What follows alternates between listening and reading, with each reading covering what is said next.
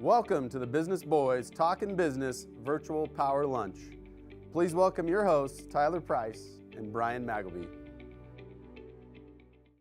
We need to update that Jeremy. We just got to get with Jeremy and say, all right, Tyler's a no-show half the time. I'm here enough that I should just be introduced right. Yes, so Dustin Harris again, co-hosting Talkin-Business. So we appreciate you being in here and stepping in again. Well, Tyler likes to travel the world, and that's all right. It's good last for time him. he was in San Diego, down south. Now he's down south to east, Florida. Mm-hmm.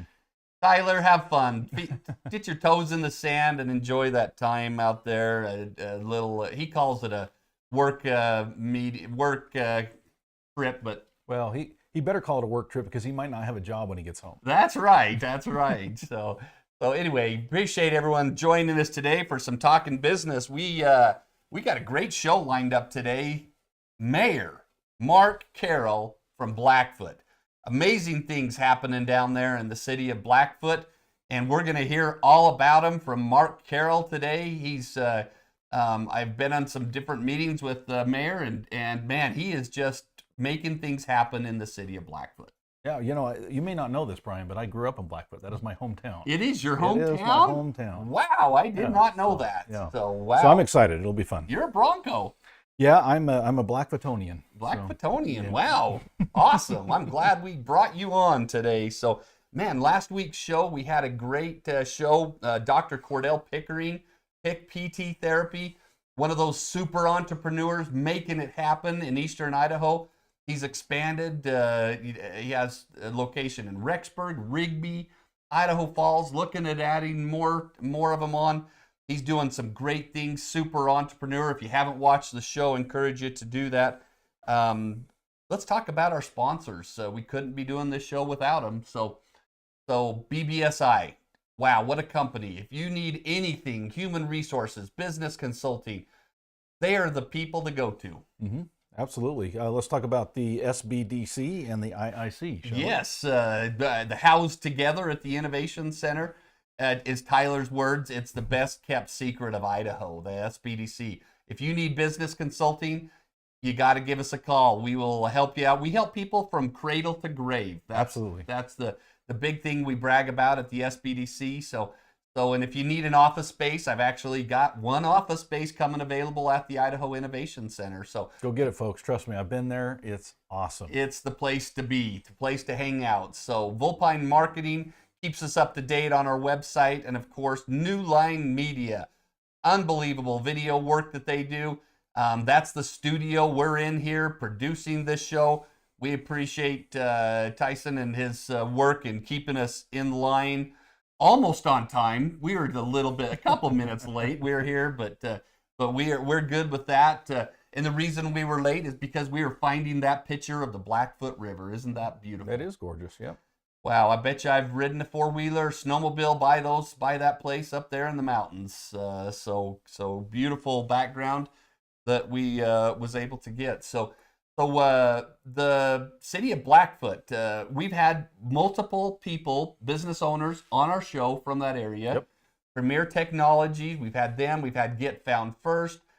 We've got some people lined up in the future that we're going to be having to come up with. There's big things happening in the city of Blackfoot. It is, I call it the sleeper between the two big cities. So Yeah, it's not just a pit stop between Idaho Falls and Pocatello. it is not.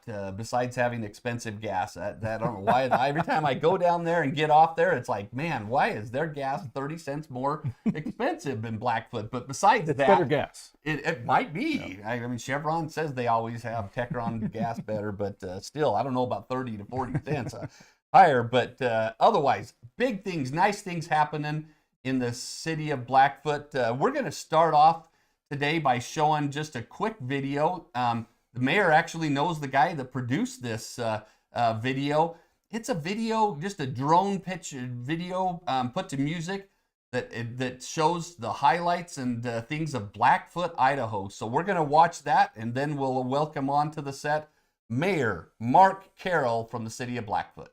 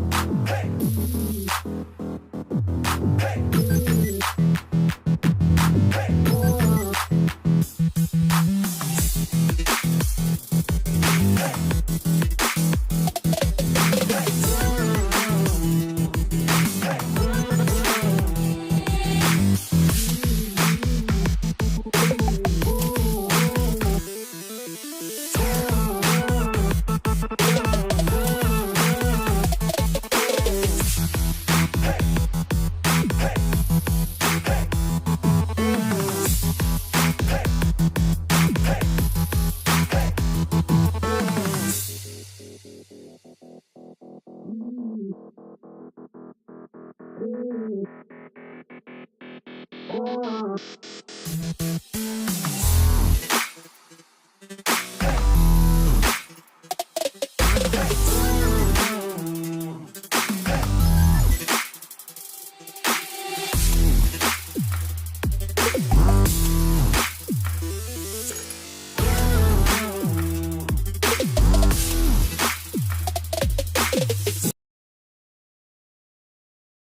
where it ended. Yeah. The city of Blackfoot. Who did you say put together that video? Mr. Jeff Katzianis. Wow, he even knows the guy that put that together. He was the guy there at the beginning of it, and what an amazing video that they put together and highlight some of the things in Blackfoot. So welcome to Talkin' Business, Mayor. Tell us about Blackfoot. Well, I'm That's an open-ended question if you've very ever had one. pleased that you invited me here. Blackfoot is just a wonderful place. I've lived there now for, I think it's 46 years. Mm-hmm. My wife was born there. Her family moved to California when she was 6 years old, chasing employment. Mm-hmm. I was a military brat, and my dad retired the first time in about 1962, 63, Mm-hmm. and we moved to Pomona, California. Met my wife there in the 8th grade. We did not like each other. Wow. It wasn't until we got to be seniors in high school we started going together and got married and started our family down there, and then eventually moved up to Blackfoot, Idaho. Blackfoot, Idaho. So you've been there since, and what have you been involved in since then? Where did you work? Oh gosh, went to work for the INL back in 1976. Started as a second-class pipe fitter and progressed from there, and took a job in production control, and I went into management. When we lived in California, I was a officer for Bank of America. Mm-hmm. So I had some business background and learned about accounting. I can't say I was a professional by any means, Yep. but it was back in the days when books were kept by hand.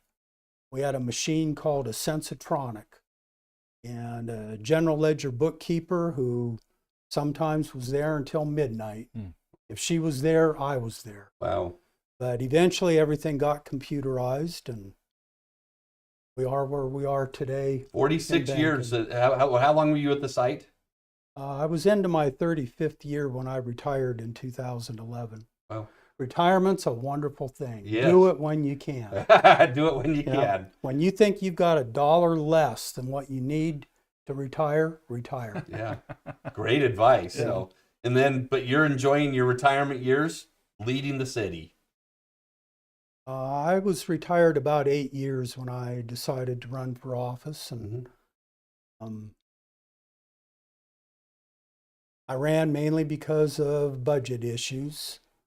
We did get those straightened out. It took about 1.5 years of really dedicated work from our department managers, and we put a budget freeze in place, and everybody lived to it. And today we've got a little over $2 million in reserves. So Surplus. Wow. we're in good shape now. Budget freeze is not something that you hear often from a government entity. So congratulations.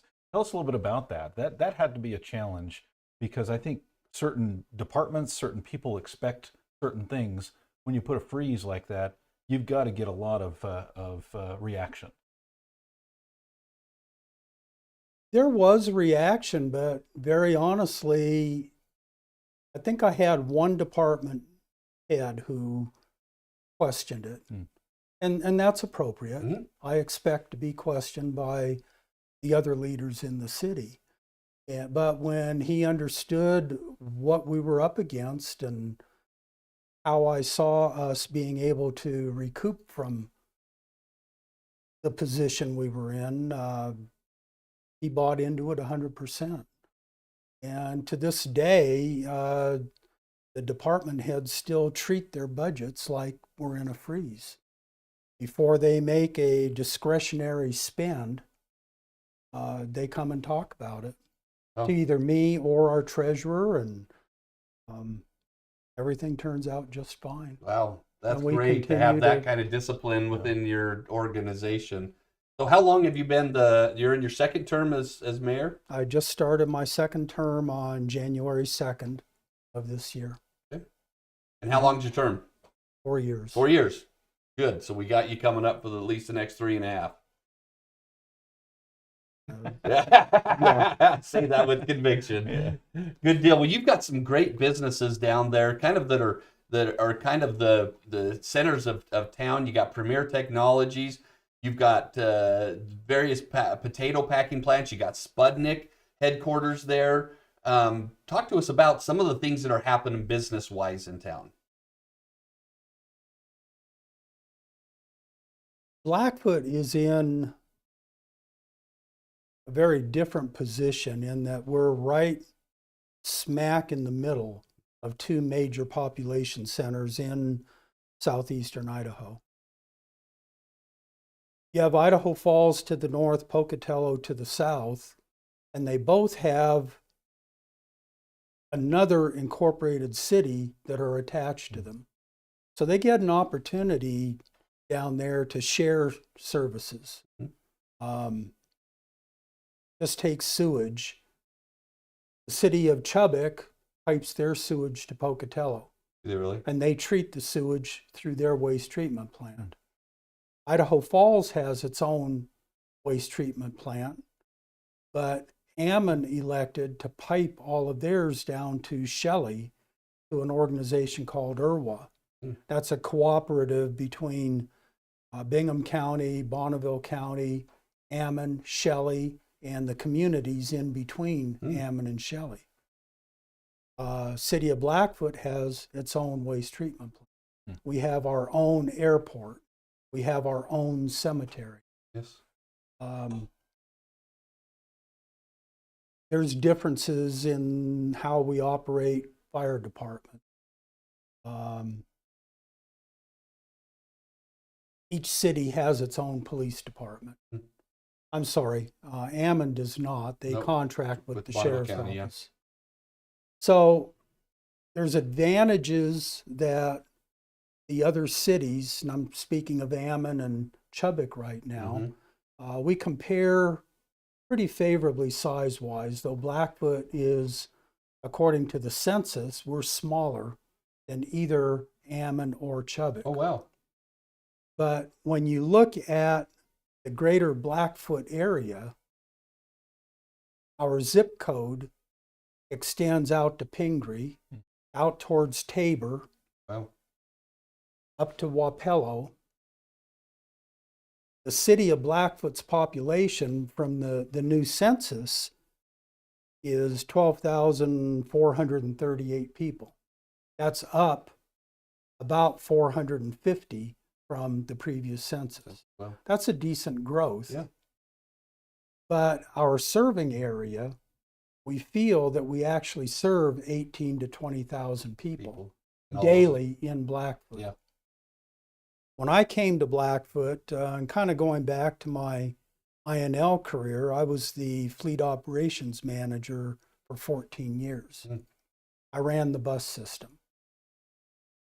So we were always surveying the cities that we serviced.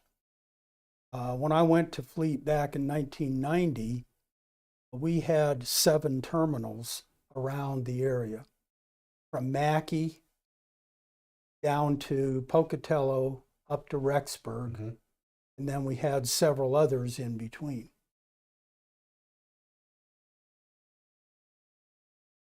The perception that I always had as a resident of Blackfoot was a bedroom community to everybody else. Yes. I knew people, well, obviously INL folks. Back then, we were transporting about 400 people from Blackfoot out to different locations at the Desert INL. Wow. I knew a number of others who lived in Blackfoot but drove to Idaho Falls either to work at one of the INL buildings In in town. Idaho Falls, or they were coming up here to work for other companies. So my perception was always that Blackfoot was a bedroom community. When I came into office in January of 18 and started looking at things, I found out that as many people came into Blackfoot from those other communities as we had people leaving Blackfoot to go work somewhere else. Wow. Well, that's great. So kind of talk about some of your accomplishments that you've had there in the last 4 years and maybe what you're looking forward into in the next 4 years.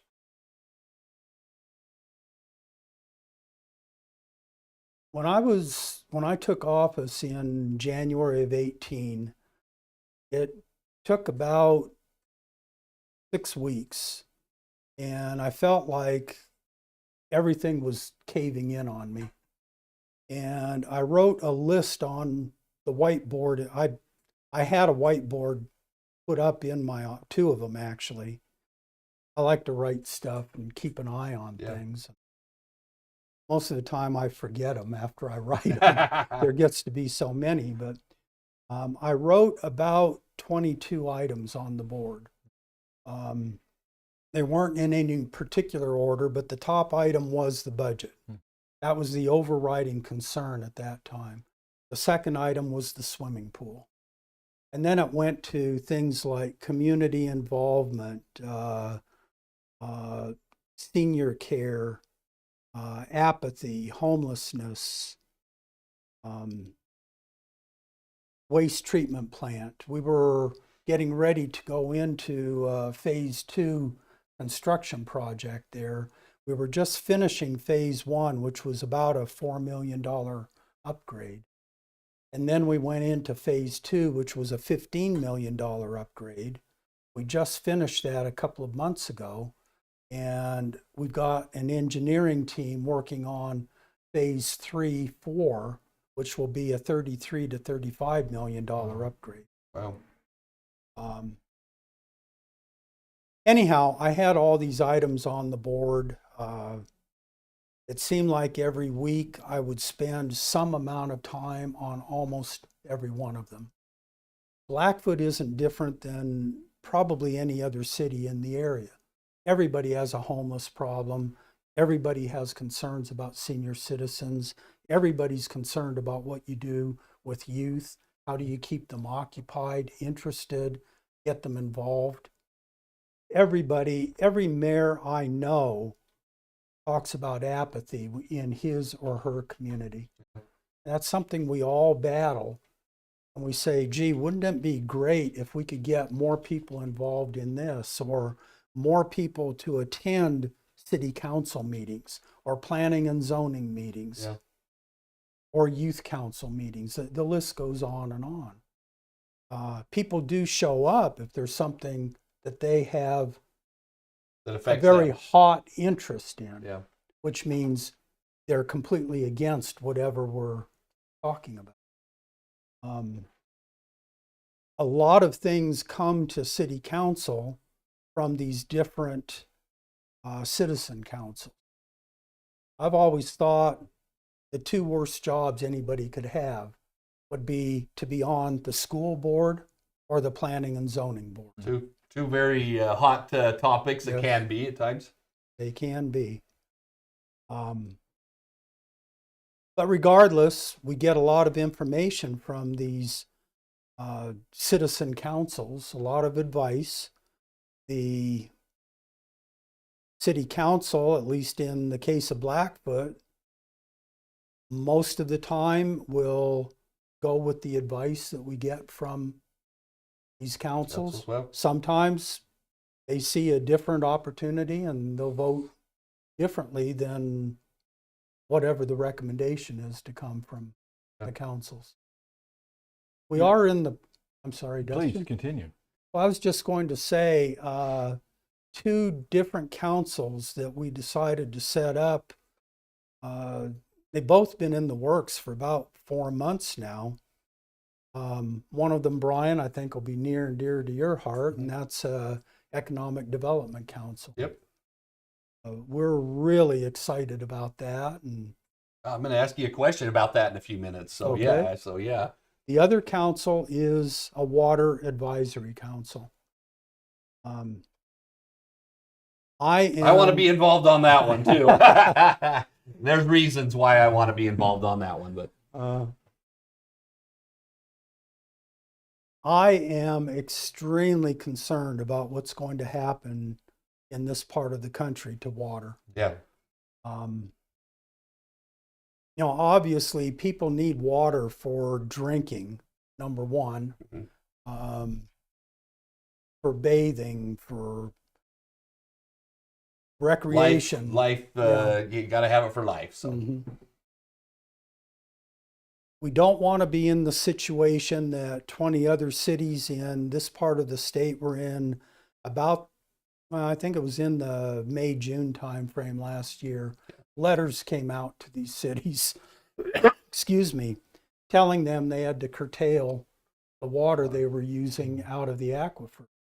And all of that is predicated on whatever seniority water rights that you have.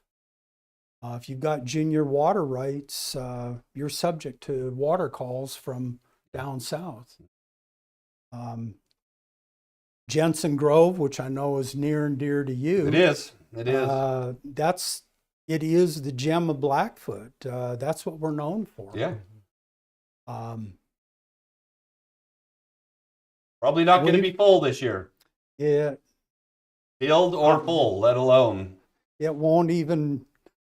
I don't even know if you'll be able to dip your big toe. Yeah, to be honest with that's you. heartbreaking. I produce a triathlon, and that's our first big event of the year in end of June at their Celebrate Blackfoot Days, and so I came early today to beat Mayor Carroll up a little bit about having some water in there, and it doesn't look like I'm going to have a very good answer.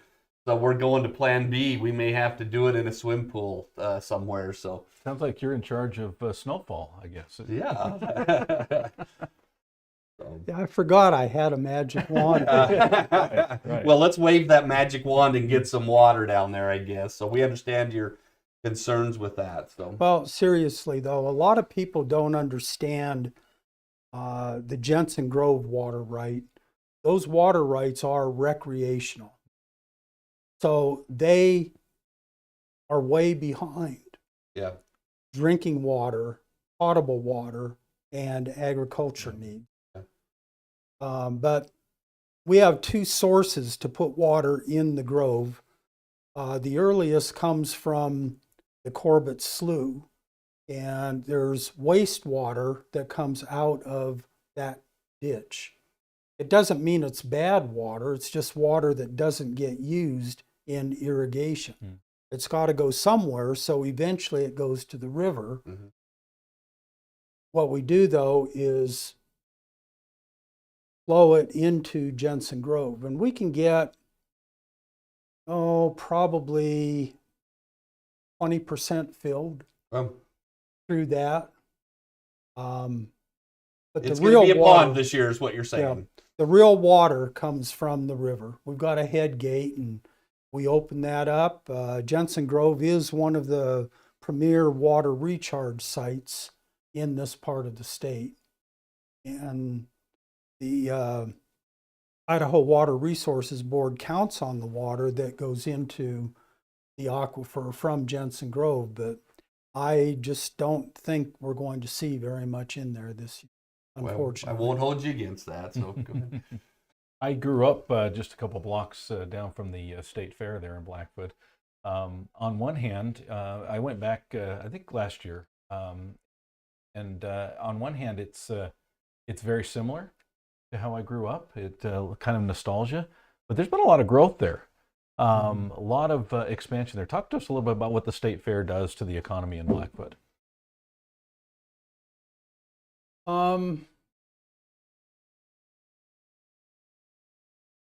The State Fair Board will report a few days at the end of the fair their preliminary count on how many people went through the turnstiles.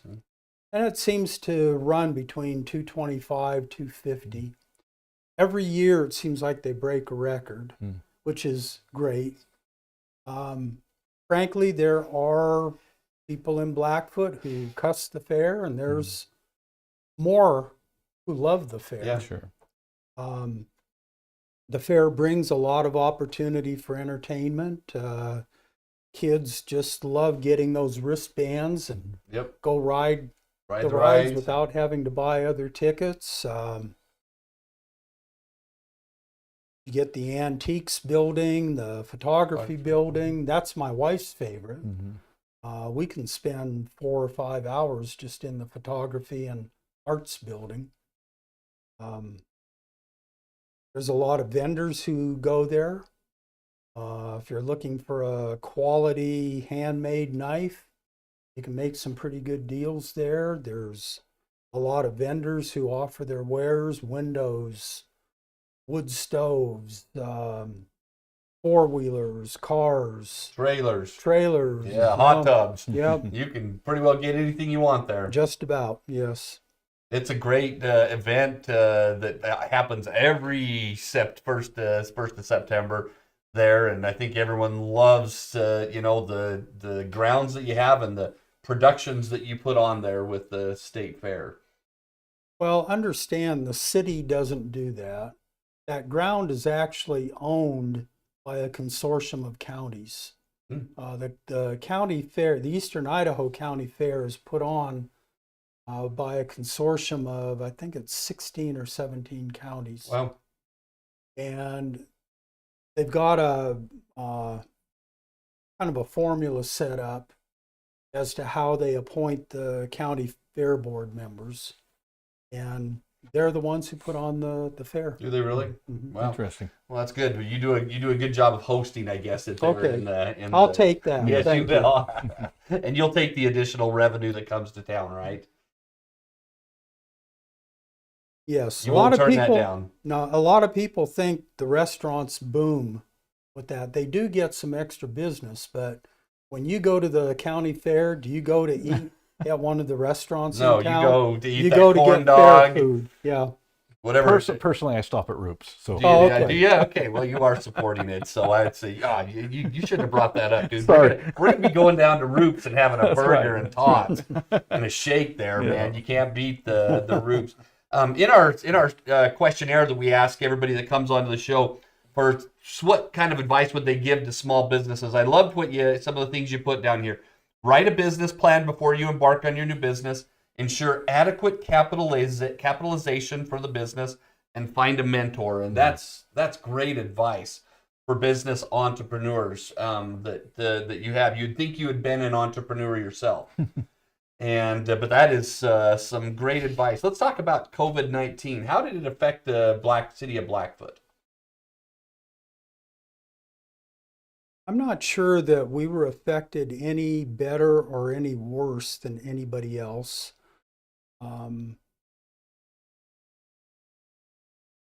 When COVID first started, when we first really heard about it, it was probably the end of January, 1st of February, when we first heard about it.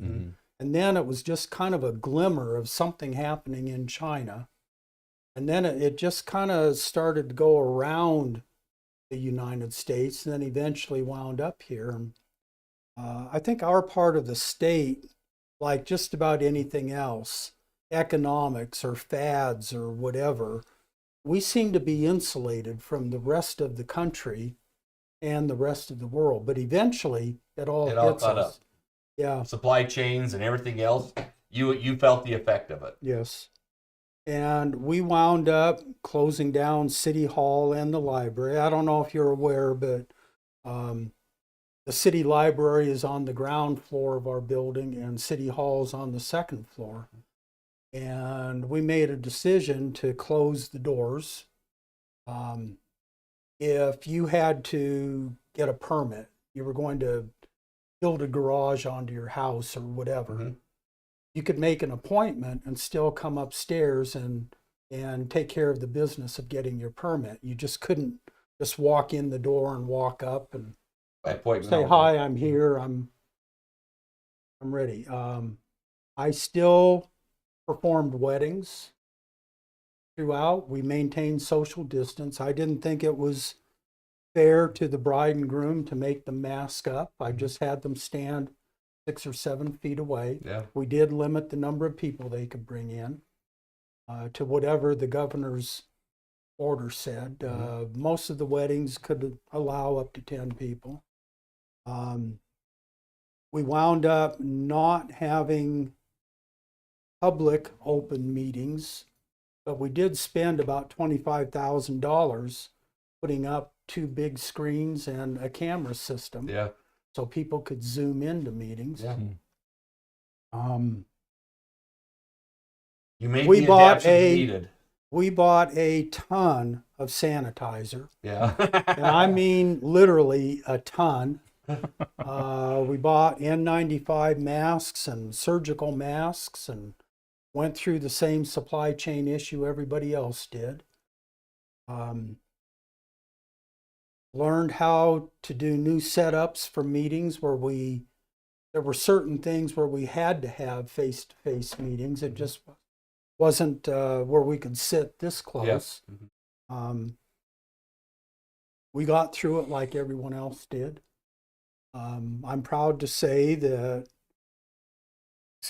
we resisted a lot of counsel that we needed to issue a citywide mandate for masks. Thank you. We did not see that was the right thing to do. Certainly. We had some very serious discussions within city council, and took a couple of different votes, and bottom line, we never Came out with had that. a mandate. Very good. Very good. Is there anything else you would like the business community of Idaho to know about Blackfoot, Idaho, and the city of what you're doing there, and anything that you wanted to highlight?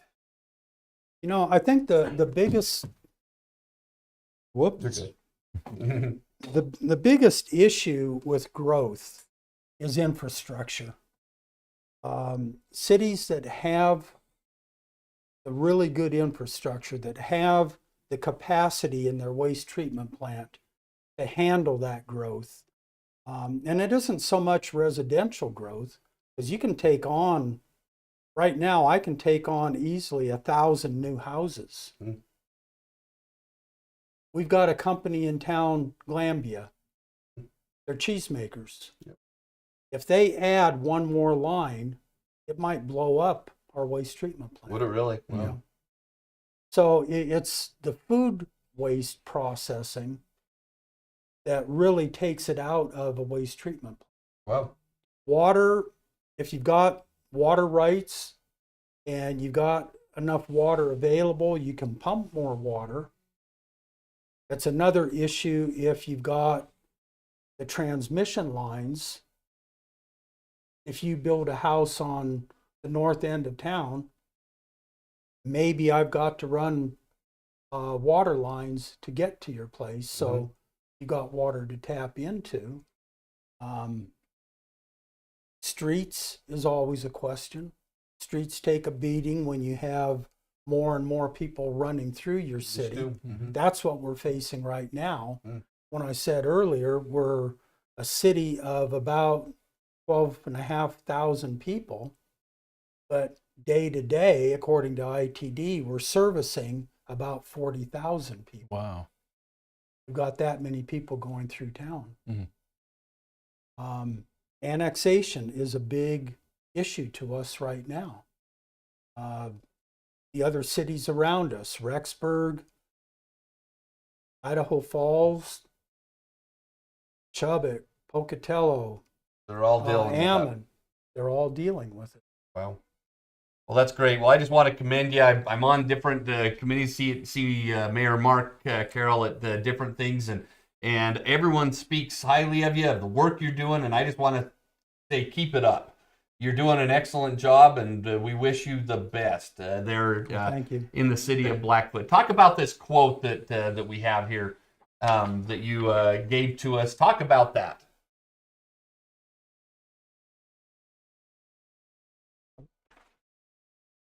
I saw this in a book about 30 years ago. I mentioned it to a lady who worked for me at the time. Her name is Linda Butler, and she liked the quote, and she did an outstanding job putting it on a mat in a really nice frame. And You still have since that. then, yep, it's hanging in my office. When I retired, it kind of went on a bookshelf and got hidden by some books. But when I took office in 18, that was one of the first things I grabbed. Great. And A leader is best is when people barely know he exists. When his work is done, his aim fulfilled, they will say, "We did it ourselves." It's absolutely. I won't try to say the author of that, but absolutely a great quote, and especially as a mayor, that's a great little thing to be known by. So, well, I just, there's another saying. You can get a whole lot done if you don't care who gets the credit. yeah, And I think if organizations live to that, and you don't have somebody out there saying, I, me, get other people involved in the decisions. I firmly believe that in the case of a city, we have department heads. I expect each one of them to own their piece of the business. Yeah. Whether it's picking up garbage, running the airport, running the cemetery, running the police department, fire department, ambulances. You own it. Run it like you own it. yeah. That's your money. You're responsible for spending it. That's awesome.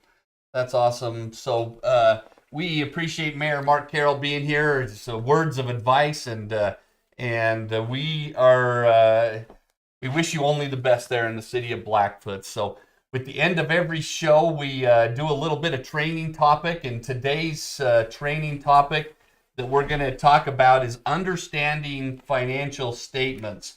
We've got a slide here that is going to talk about that, but I can tell you, Dustin, that some of the best advice that I got when I had a pretty large business was to run my business by my financials. Right. And it totally changed the business when I started running my business by my financials. Have you seen that in your businesses?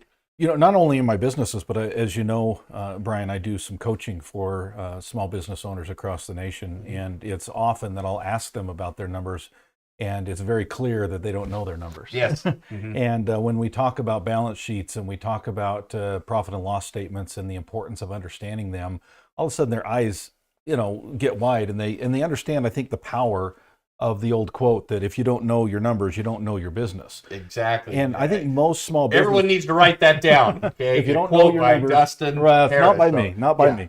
But if you don't, to know your numbers is to truly understand what your business is doing. A lot of the people that I coach, they do pretty well, but then when they start to measure on numbers, math doesn't lie. Yeah. And once you start to see what the numbers actually are, that's when things get better, because you can see where the holes are. Yeah. The advice that I was given was manage your business by your financials, and then it took it even farther that I would take my P&L, whatever statement it was, and I would manage them and how they changed 1 month to the next. And if it changed more than 1%, I was questioning, why did it change? Right. And that was just a crucial thing when I would leave to get on an airplane, and I'd be having my financials there, and that's what I seem to do on airplanes a lot. And that I would look at those, and when I would look at those and be able to say, why did my expenses in this category up, or why did my income go up in this category? And it was, when you can manage it down to that, you can know that you're understanding your financials. Well, it's not just about running the numbers. You said the key word. It's asking the question why. Yeah. If you see the numbers and you see that they dropped, for example, if you can understand why they dropped, even if it's out of your control, you can make decisions that can base. Then you go to the next question, which is how. Yeah. How do I change that to go the opposite direction? Exactly. And that's great. And there's some key financial statements, and you mentioned them: the balance sheet, the income statement, the cash flows. those are the kind of statements that, and if you don't understand these, go find someone that can help, either your accountant, the SBDC, somewhere. Find someone that can help you run your business by your financials. That is a crucial thing. Now, in the program that majority of businesses use, QuickBooks, it's hitting a button after you've got the input, the information input in there, that you can just hit the button and hit me a P&L for a certain day or certain pay period or certain time frame, and it's so easy if you're using a program like that. Mayor Carroll mentioned the budget, that Yeah. was his number one thing to focus on when he first came into office in 2018. Those numbers are so key for success, right? We sometimes tend to think that those are boring, math is boring, we don't really want to deal with the numbers. Those are the things, knowing them, understanding them, are going to be the things that allow you to make decisions moving forward. One of the things that I talk to my clients about is making sure that you run your numbers at least quarterly. At least Quarterly, and monthly is probably even Yes. better. So you can sit down and truly understand where your business is going, that you don't wait a whole year to look at those and then go, oh my gosh, look what happened. Yeah. If you do that, you're probably going to end. And that's why you came in and saw that it was so important to get a hold of that budgeting. Is that right? Yes, I was basing a lot of that, though, on annual auditor reports. Yeah. And when I ran for office, I ran on the idea that I was going to basically turn over the budget process and go to what's called zero-based budgeting. I was very naive about that. I didn't, and I should have gone in and checked. I could have, but I didn't. I was used to a very robust accounting system that we had at the INL. Mm-hmm. We could slice and dice numbers any way you wanted. Well, And I won't take up your time with some examples, but I took for granted I could do something like that if I was elected. And when I got into office, I found out the system wouldn't allow us to even approach zero-based budgeting. well, Zero-based means that you need to get in and keep peeling back the onion so you figure out exactly what it costs you to, for example, how much does it cost every time you do snow removal? How much does it cost to fix a pothole? At the INL, I could do that. yeah. And I have done it. But with our accounting Okay, system, we have the same accounting system almost every other city has. Oh. And it's just a one-size-fits-all. Wow. Wow. Well, I can tell you that just like the city of Blackfoot, I found it was very important to run that business by its numbers. I can tell you that you need to do that with your business. And if you need help with understanding the financial statements, I actually found this one I call it, it's called a quick study, but it's a simple, it's a 6-page little cheat sheet that if you want to understand anything dealing with business financials, it's on here. It talks about different ratios that you can come up, let alone understanding what a P&L stands for, balance sheet, and everything like that. It is a cheat sheet. If you would like this, text me. You want to put my text number up there? You can text me, and I will text me your email address, and I can send you this document that will help you get started in understanding your financials. And I want one. you want one? Okay, I will send you. I've got your email. Never stop learning. That's right. So it is a great little document that will help you understand what your financial statements are for your business. So very good. Thank you, Mayor, for being here with us, and Dustin for stepping in, and once and again for Mr. Tyler Price. Let's talk about the show next week, and then we're going to talk about a training that we forgot to talk about at the beginning. Next week, we have Amy Romrell. Yummy, yummy. I hope she is the owner of Mrs. Powell's Bakery. They've got locations throughout eastern Idaho. We're going to be talking to Amy Romrell next week. She is excited to be on our show. Hopefully, she'll bring us some cinnamon rolls. You might just call Tyler. Stay and tell him to in Florida, my friend. I'll be here next week.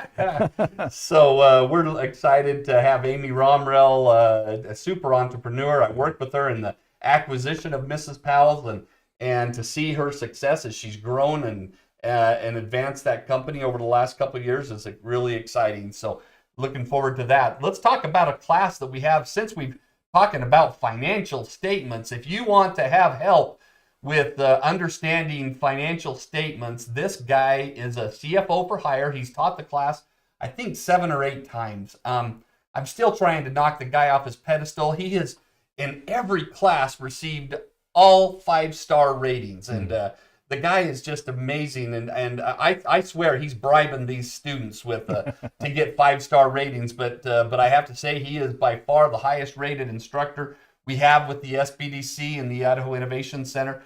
Talking about QuickBooks, the class starts mid-April. It runs starts on a Wednesday and then goes Monday, Wednesday of the next 2 weeks. All happening in April. Jared Blackham is a great instructor. And if you want to come and learn how to run your business by its financials and understand the program of QuickBooks, he actually has people bring their laptops that has QuickBooks on it, and he helps them right there in the class. Absolutely does phenomenal. I guess 7 or 8 classes at all 5-star ratings speaks for itself. So Absolutely. So good. Well, we appreciate you tuning in. We've been a little bit long-winded today, but we're good for that every once in a while. Thanks for tuning in to Talkin' Business, and we look forward to seeing you next week. Thanks, everybody. Bye, everybody. Oh, give us a thumbs up.